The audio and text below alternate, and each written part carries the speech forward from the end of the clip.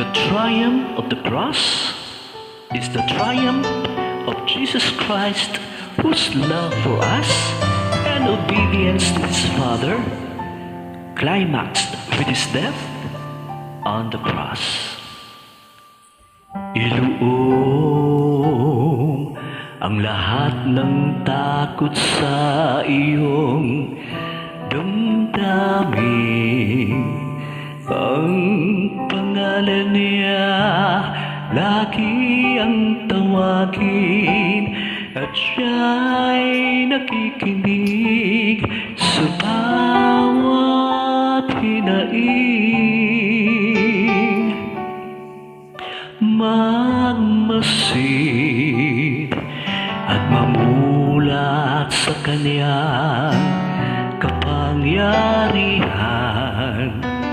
Nabatid mo pa na siya'y naglalaan, patuloy na naghahatid ng tunay na kalayaan.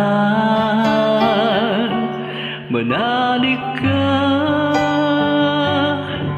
tuyuin ang luha sa mga mata. Hindi siya panaginip, hindi siya isang pangarap, siya'y buhay. Manalig ka.